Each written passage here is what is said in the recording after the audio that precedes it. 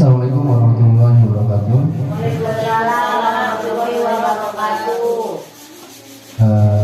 Bapak Ibu, hari ini saya akan melaksanakan aksi nyata modul 1. Sebelumnya terima kasih sudah berkenan hadir di tempat ini. Kegiatan itu adalah diseminasi berbagi pemahaman budaya positif. Saya Tri Julianto, CGP Angkatan 9 Kabupaten Lebak dari SDN 3 Sindang Ratu. Saya ucapkan terima kasih banyak Bapak Ibu sudah berkenan hadir di tempat ini. Mudah-mudahan kita bisa mendapatkan ilmu baru. Sekali lagi di sini saya tidak bermaksud untuk menggurui, tapi hanya berbagi pengalaman, karena mungkin di SD ini baru saya yang berkesempatan untuk mengikuti CGP program ini. Mudah-mudahan kedepannya Bu Elsa segera dan Pak Yadi mudah-mudahan disegerakan mengikuti CGP ini. Kenapa harus ikut CGP? Karena menurut saya pengalaman yang saya temui adalah banyak sekali ilmu yang akan kita dapatkan tentang bagaimana mengelola di kelas, di sekolah maupun di komunitas. Banyak sekali. Di sana banyak ilmu yang banyak kebaikan-kebaikan yang akan dan harus diaplikasikan. Bagaimana memahami murid, bagaimana berkolaborasi dengan teman sejawat, dengan kepala sekolah, bahkan dengan orang tua. Jadi langkah-langkahnya di sana. Latar belakangnya itu adalah Ki Hajar Dewantara menyatakan bahwa kodrat anak adalah menjadi manusia yang merdeka sehingga menjadikannya pribadi yang bahagia, mandiri dan bertanggung jawab untuk menciptakan murid yang merdeka. Syarat utamanya adalah harus ada disiplin. Ki Hajar juga menyatakan sebagai pendidik, tujuan kita adalah menciptakan anak-anak yang memiliki disiplin diri sehingga mereka bisa berperilaku dengan mengacu pada nilai-nilai kebajikan universal dan memiliki motivasi intrinsik bukan ekstrinsik. Tujuannya memberikan pemahaman tentang konsep budaya positif dan berbagi pengalaman dalam berbuat, dalam pembuatan dan penerapan keyakinan kelas pada wali kelas dan seluruh rekan guru SDN 3 Sindang Ratu. Ini tadi tujuannya kegiatan hari ini. Ini ada selain ini Bapak Ibu setuju atau tidak? Ya. Tapi jangan dijawab. Hukuman dapat mendisiplinkan anak. Jangan jawab ya. Kita baca aja. Pemberian hukuman dengan hal positif seperti membersihkan halaman dapat menimbulkan kedisiplinan. Kira-kira setuju atau tidak? Tapi dalam hati aja. Nanti kita akan gali. Memberi penghargaan dapat meningkatkan motivasi belajar anak. Ya, nanti kita akan gali. Nah, di sini ada konsep budaya positif. Sebelumnya, budaya positif itu pasti Bapak Ibu udah tahu bahwa untuk budaya positif kan kedisiplinan. Disiplin itu adalah supaya anak teratur, ya, betul ya Bapak Ibu ya, supaya anak menyadari bahwa peraturan itu penting bagi kita. Nah, di sini ada perubahan paradigma belajar, disiplin positif, nilai-nilai kebajikan. Nanti kita akan kupas apa saja yang isi dari nilai-nilai kebajikan. Terus kebutuhan dasar manusia, ada motivasi perilaku, posisi kontrol, keyakinan kelas, dan restitusi. Restitusi itu adalah untuk menyelesaikan permasalahan anak, bagaimana caranya supaya anak itu tidak merasa bersalah, anak itu mencari solusi sendiri. Nanti akan ada langkah-langkahnya. Nah, ini yang sering kita temui miskonsepsi tentang teori kontrol. Ya, ada ilusi guru mengontrol murid. Ya, ilusi kontrol, ilusi guru mengontrol murid.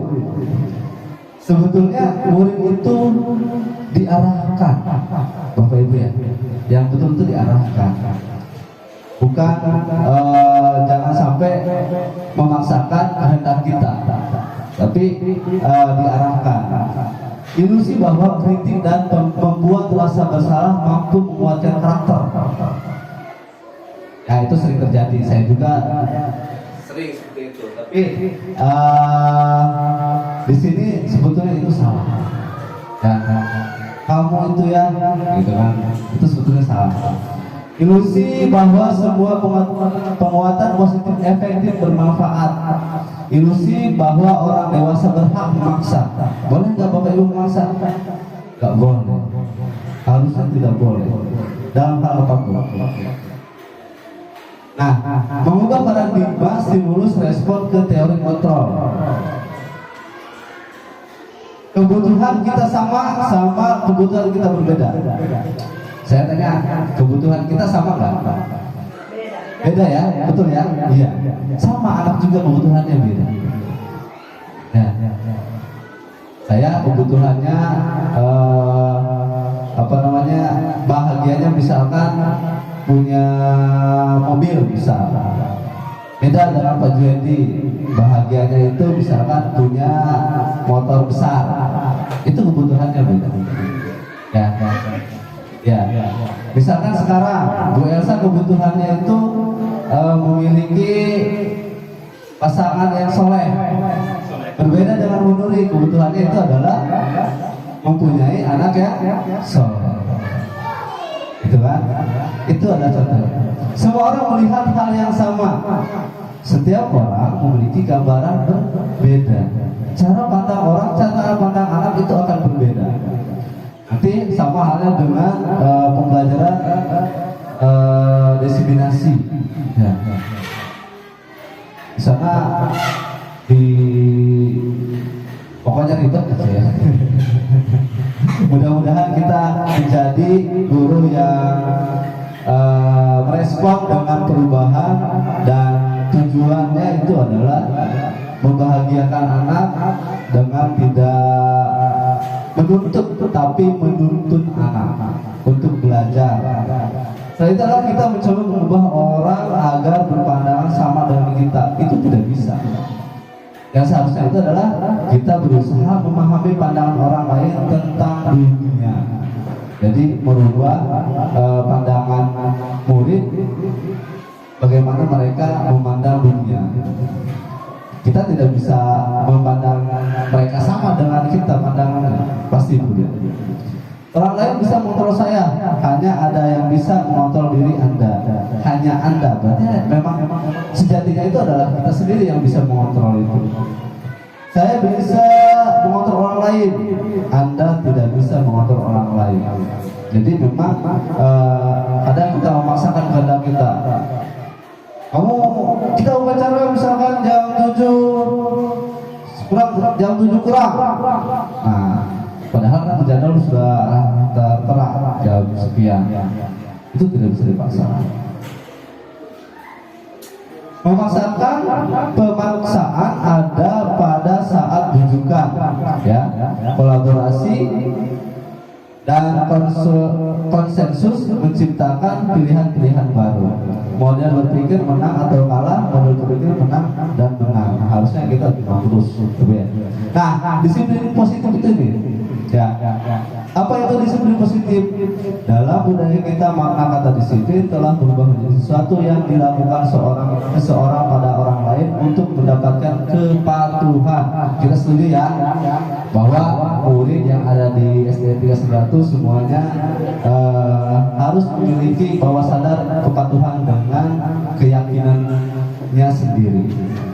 Sebagai pendidik, tujuan kita adalah menciptakan murid yang punya disiplin diri sehingga mereka berperilaku sesuai dengan nilai-nilai kebajikan universal yang didasari oleh motivasi intrinsik bukan ekstrinsik. Nanti kita akan bahas tadi nilai-nilai kebajikan itu seperti apa aja. Suatu cara yang bertujuan untuk menumbuhkan kesadaran serta memperdayakan anak untuk melakukan sesuatu tanpa sogokkan ancaman maupun hukuman.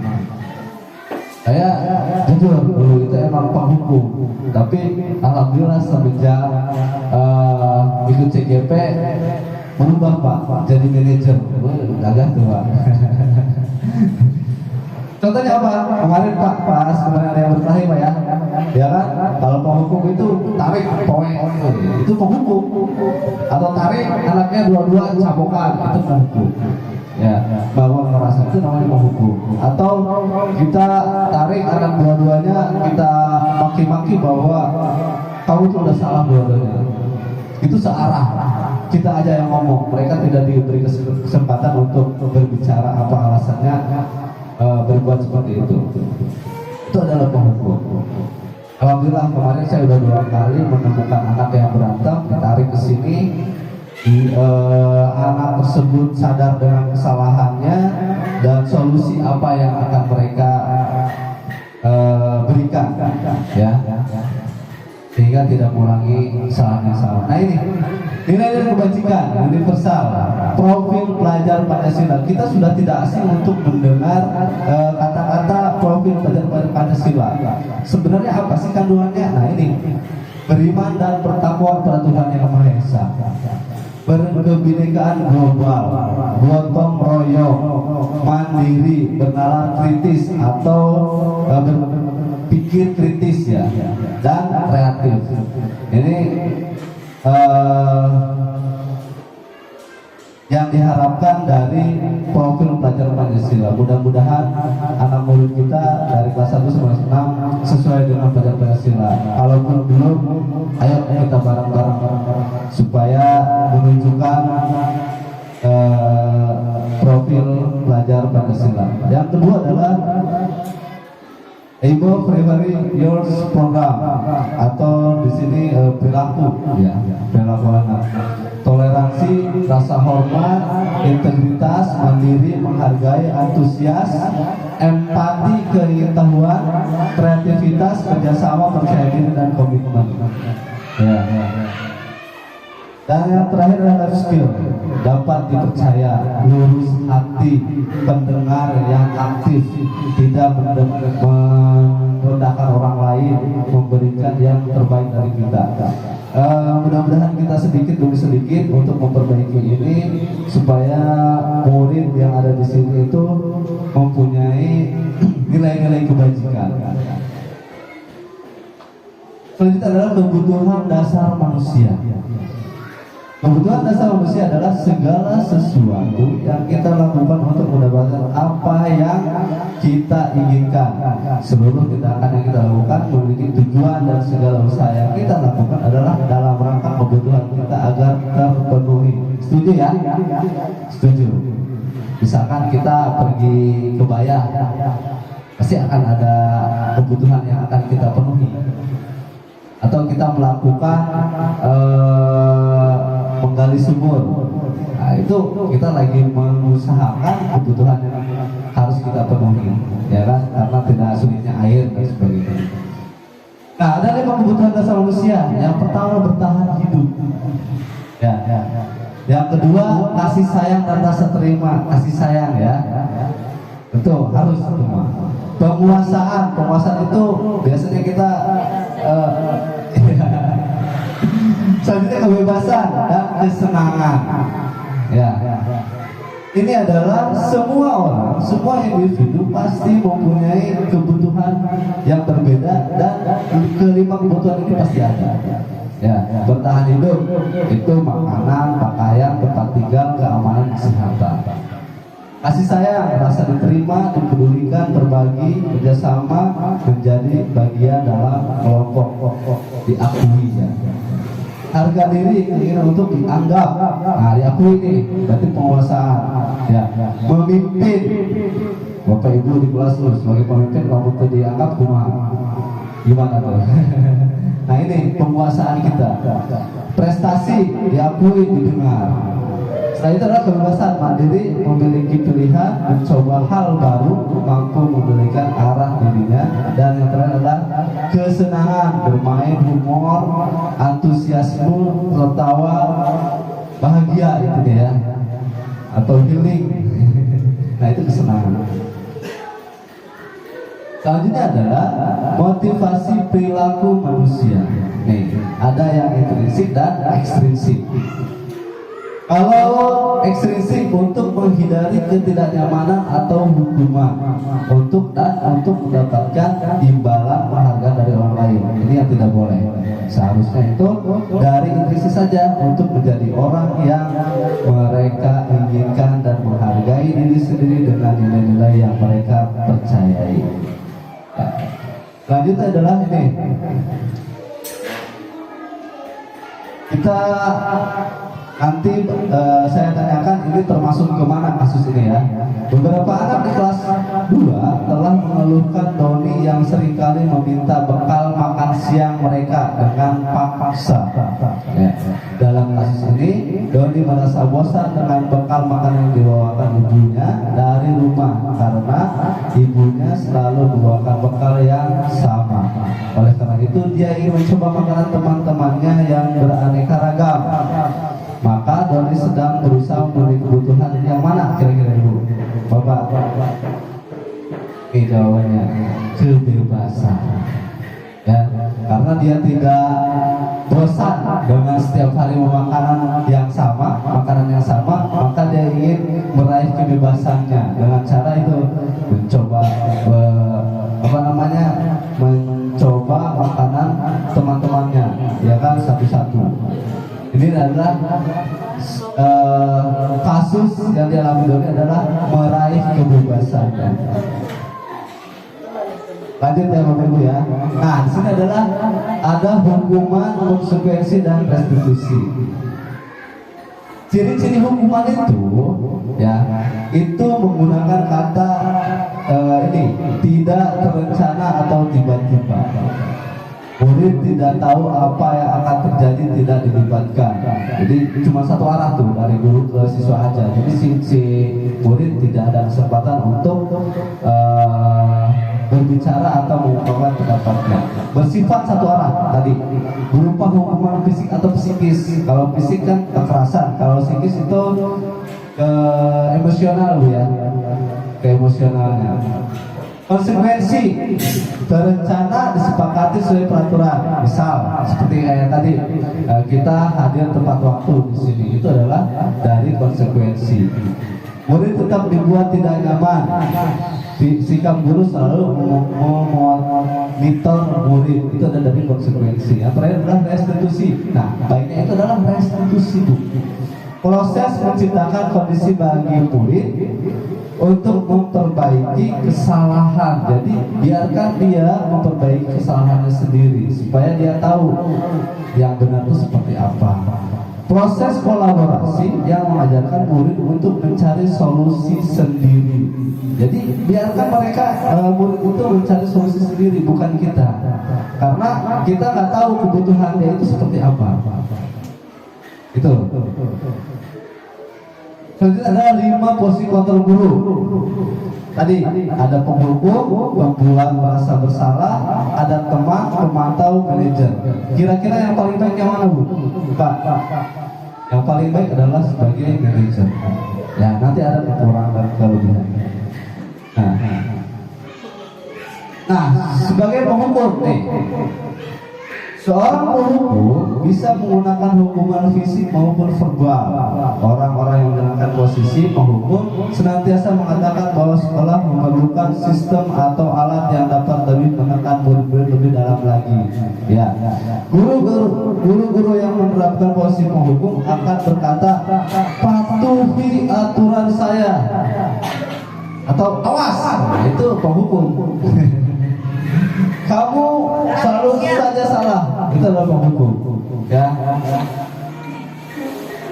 Nah, guru seperti ini senantiasa percaya hanya ada satu cara agar pembelajaran bisa berhasil. hasil, yaitu cara kita sendiri. Ya, hasilnya kemungkinan murid marah dan mendendam atau bersifat agresif. Biasanya itu akan diingat sepanjang hayatnya dari sikap kita. Saya juga masih ada beberapa momen yang masih ingat sampai sekarang. Ya, mungkin belum tahu, tapi mudah-mudahan dengan ini Bapak Ibu kalau sudah tahu, jadi tidak dilaksanakan lagi sebagai penghubung. Kenapa? Karena akan terbenak di dalam diri siswa atau murid. Iya, itu kenapa banyak yang viral yang kasus-kasusnya itu. Nah, bisa jadi guru yang ada di kasus itu berperan sebagai penghukum. Jadi anak tidak mempunyai kesempatan untuk menjelaskan. Akhirnya apa? Cekcok atau bawa sajam, ya kan? Ada yang diketapel gurunya. Nah ini bisa jadi, saya bukan ini, tapi bisa jadi bahwa gurunya dalam kasus itu sebagai penghukum, bisa jadi. Membuat merasa bersalah. Nah, ini yang sering kata-kata yang sering diucapkan oleh yang pembuat merasa bersalah. Ibu sangat kecewa sekali dengan kamu. Kamu tidak boleh seperti itu. Ya, berapa kali Bapak harus beritahu kamu ya? Kenapa kamu ulangi hal itu? Ini adalah contoh-contoh dari pembuat merasa bersalah. Konsekuensinya apa? Murid akan merasa bersalah telah mengecewakan ibu atau bapak gurunya. Murid akan merasa menjadi orang yang gagal dan tidak sanggup membahagiakan orang lain. Kadang-kala sikap seperti ini lebih berbahaya dari sikap penghukum, karena emosi akan tertanam rapat di dalam. Nah, kira-kira seperti itu. Ya, ini pembuat merasa bersalah. Ini adalah peran sebagai teman. Apakah betul sebagai teman? Belum sempurna.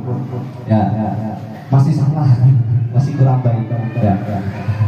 Nah ini konsekuensinya adalah murid akan merasa senang dan akrab dengan guru. Ini termasuk dampak yang positif. Hanya saja ada negatifnya, Bu. Ya, hanya saja di sisi negatif murid menjadi tergantung pada guru tersebut. Bila ada masalah, dia merasa bisa mengandalkan guru tersebut untuk membantunya. Misal kasus Agus ya kan? Nah itu karena kita terlalu dekat dengan Agus. Kalau ada apa-apa di kelasnya kan dia kesini, ibu guru, ya panggil ibu guru. Nah itu hal negatifnya seperti itu. Hal negatifnya. Mudah-mudahan setelah ini kita bisa ngobrol baik-baik dengan Agus. Selanjutnya yaitu pemantau. Nah ini pemantau. Pemantau berarti mengawasi. Pada saat kita mengawasi, kita bertanggung jawab atas perilaku orang-orang yang kita awasi. Posisi pemantau berdasarkan pada peraturan dan konsekuensi dengan menggunakan sanksi atau konsekuensi. Kita dapat memisahkan hubungan pribadi kita dengan murid sebagai seorang yang menjalankan posisi pemantau. Pertanyaan yang diajukan seorang pemantau, ini yang biasa digunakan. Peraturannya apa? Kamu tahu nggak aturannya apa? Nah itu pemantau. Sanksi atau konsekuensinya apa? Tahu nggak? Nah ini. Ya.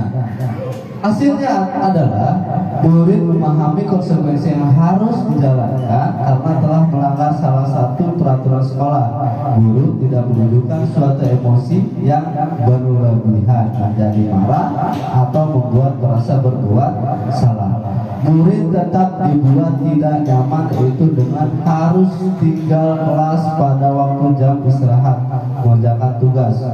Nah ini adalah hasil dari pemantau. Kita lanjut ya. Nah, terakhir manajer, ini luar biasa ya manajer. Mudah-mudahan kita guru yang ada di sini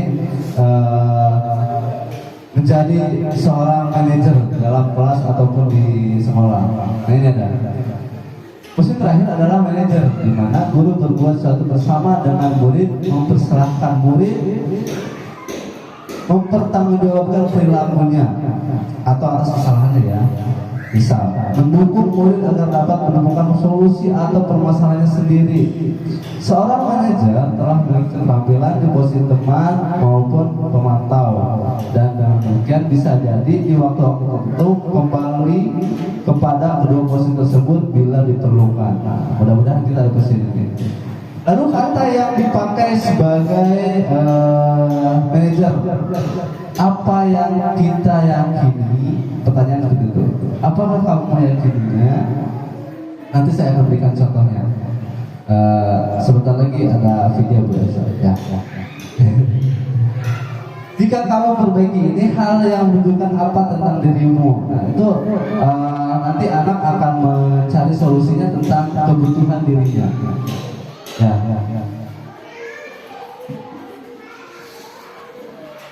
Terus bagaimana perasaan murid diperlakukan seperti ini?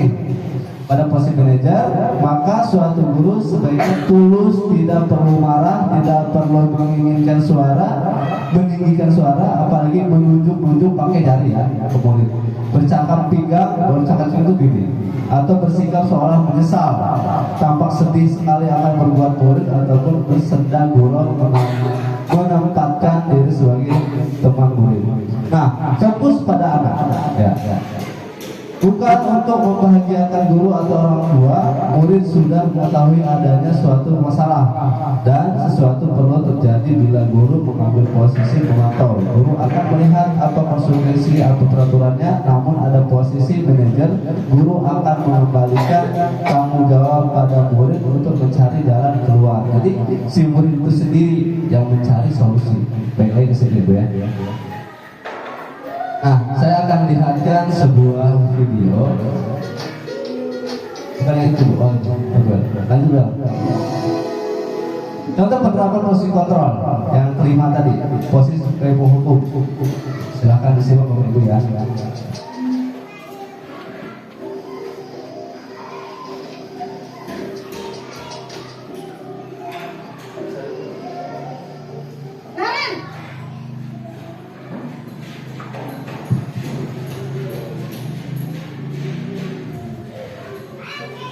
Bisa nggak Bapak?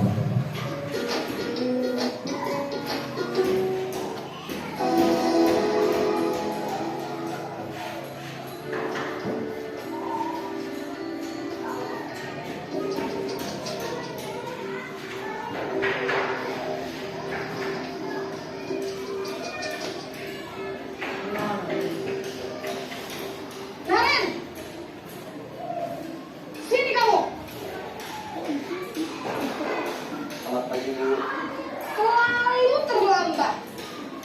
Kamu deh, pasti terlambat. Maaf Bu, saya Apa? Apa coba? Alasan kamu apa lagi? Kapan sih kamu tidak terlambat? Malah sekali ya kamu sana. Kamu keliling lapangan basket 2 kali.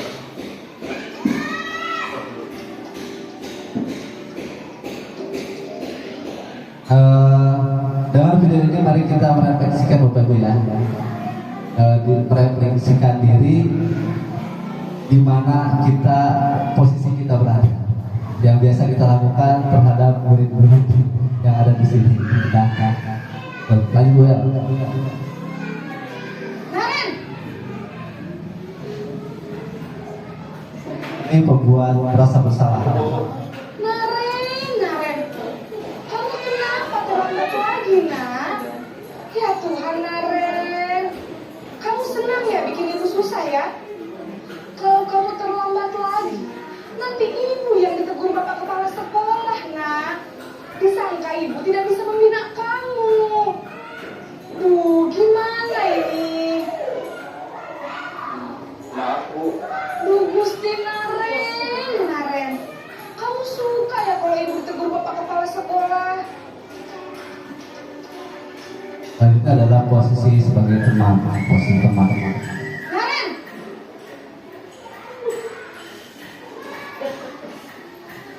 selamat pagi Bu. wah sudah jam berapa ini nak?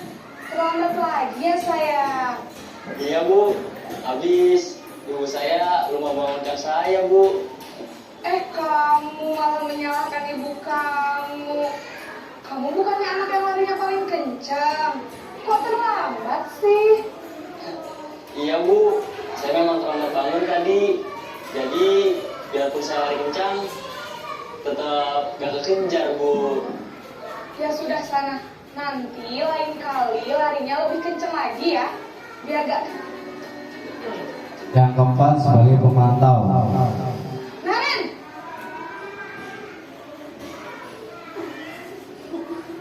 Selamat pagi Bu.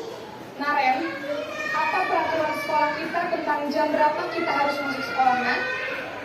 Kita harus di sekolah jam 7 Bu. Iya betul, sekarang sudah jam 7.20. Naren sudah tahu konsekuensinya jika terlambat hadir. Paham Bu, saya harus tinggal kelas pas jam istirahat selama 20 menit.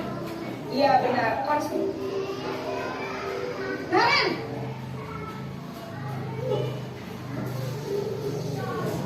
Selamat pagi Bu. Selamat pagi Naren.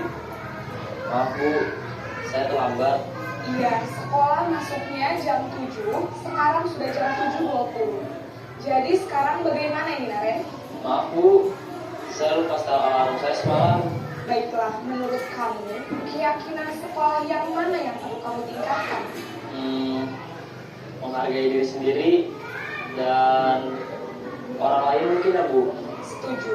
Jadi, apakah Naren meyakini prinsip saling menghormati tersebut? Iya Bu, saya meyakininya. Apakah Naren bersedia memperbaiki masalah keterlambatan ini? Bersedia Bu. Bagaimana kamu akan perbaiki masalah keterlambatan ini? Saya akan coba untuk tidak lupa menyetel alarm saya Bu.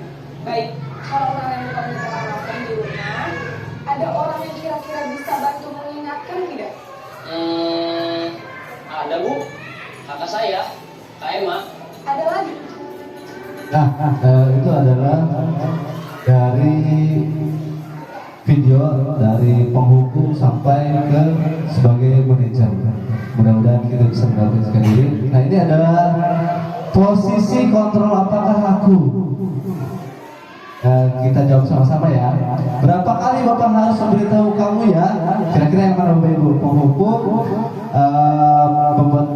merasa bersalah, atau sebagai teman? Bisa bersalah Bu ya? Coba kita lihat. Betul, mantap Bu Nuri. Jadi posisi kontrol yang tadi, yang ini, itu adalah membuat merasa bersalah. Berapa kali Bapak harus memberitahu kamu? Nah, sekarang sanksi atau konsekuensinya apa? Yang mana Bu? Peran yang mana tadi? Kira-kira posisi pemantau. Ya. Kalau nih selalu yang terakhir selesai. Kamu itu ya selalu yang terakhir selesai. Kira-kira yang mana Bu? Hah? Penghukum atau pembuat rasa bersalah? Posisi penghukum secara verbal, ya. Posisi kontrol apakah aku? Apa rencanamu untuk menyelesaikan masalah ini? Yang terakhir ya, manajer ya, sepakat Bu ya? Ya, kita lihat posisi sebagai manajer. Mantap ya Bu, kayaknya calon manajer semuanya.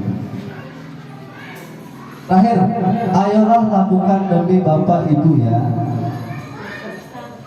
Hah? Bersalah apa teman? Hah? Posisi teman. Lanjut biasa. Keyakinan kelas. Ya. Mengapa keyakinan kelas bukan peraturan kelas? Kita bahas di sini. Mudah-mudahan ada yang baru Bapak Ibu ya. Pembentukan keyakinan kelas bersifat abstrak, berupa pernyataan universal dibuat dalam pernyataan positif.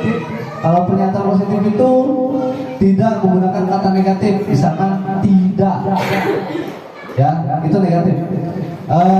Tidak boleh atau dilarang, misal peraturan kelas itu seperti ini. Dilarang membuang sampah di kelas. Harusnya kalau kayak kelas gimana? buanglah sampah di tempatnya. Ini kan menggunakan kata dilarang, itu kan negatif, ya. Atau tidak keluar kelas saat belajar. Harusnya gimana kalau kayak kelas? Meminta izin jika ingin keluar kelas. Itu. Jadi tidak boleh menggunakan kata tidak, dilarang atau tidak boleh. Itu pernyataannya adalah negatif, tapi harus dibuat dalam pernyataan positif. Buanglah, bisa atau minta izinlah dan sebagainya.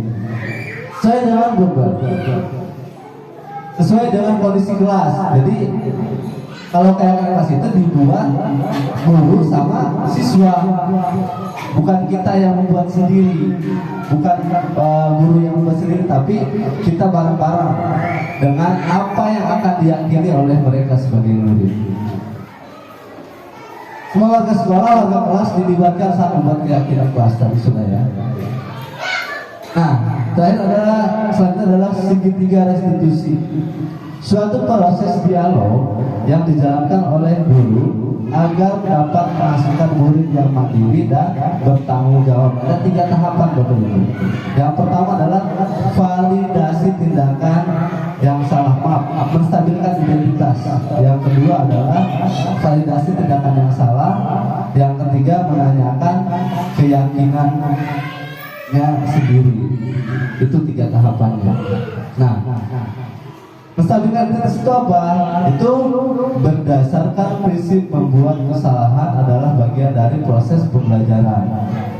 Berbuat salah itu wajar, tidak ada manusia yang sempurna. Nah, itu adalah kata-kata yang dari menstabilkan identitas. Nanti saya akan tampilkan videonya Bapak Ibu. Atau Bapak Ibu juga pernah merasakan hal yang sama, berbuat salah sama. Jadi si anak itu tidak sendirian merasa bersalahnya itu. Selanjutnya adalah validasi tindakan yang salah. Nah, kita untuk validasi itu dengan kalimat yaitu menanyakan kamu pasti punya alasan mengapa melakukan hal itu, padahal kamu bisa melakukan yang lebih baik. Misal, nah, itu adalah dari validasi tindakan yang salah. Selanjutnya menanyakan keyakinan. Nah, berdasarkan prinsip teori kontrol bahwa pada dasarnya kita memotivasi secara intrinsik, dari intrinsik ya, apa yang keyakinan kelas kita. Jadi kita tanyakan dong. Nanti si anak tahu keyakinan kelas mana yang sudah dilanggar. Seperti apa gambaran sebuah kelas yang ideal menurut kamu? Nah, ini adalah keyakinan kelas. Video yang ini yang dari YouTube. Ya. Setelah ini kita akan menyimak video dari YouTube mengenai restitusi. Sebelumnya saya sudah buat bersama anak-anak. Nah itu.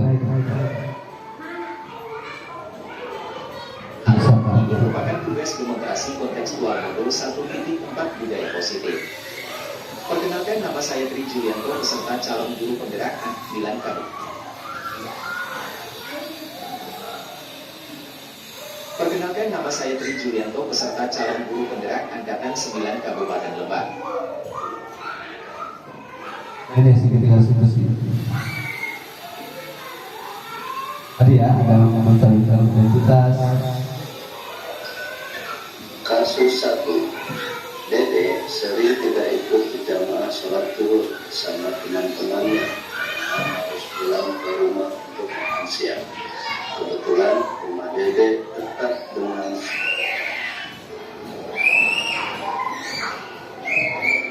Dede dari bapak tidak melihat kamu di masjid ketika sholat zuhur bersama.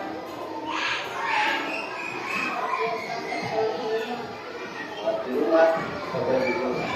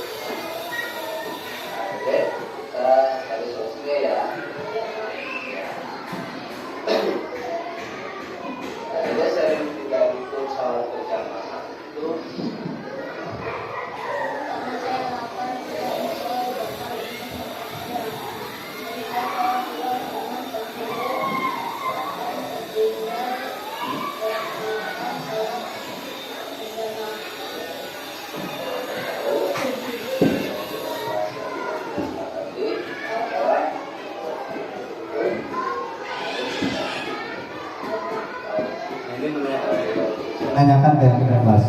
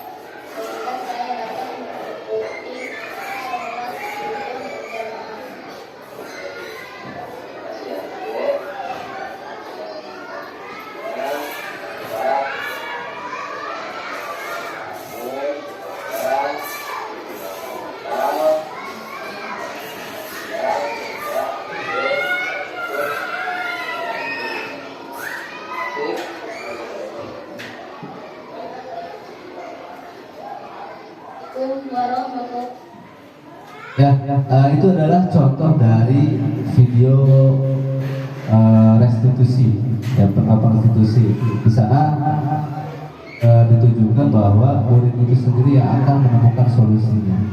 Ya. Slide terakhir, Bu. Kesimpulan, bisa kalau kesimpulan udah mau beres ya.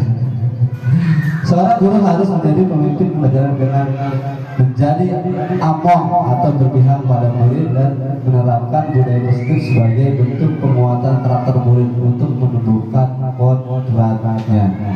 Mudah-mudahan kita setelah ini merefleksikan diri kita menjadi guru yang lebih baik lagi,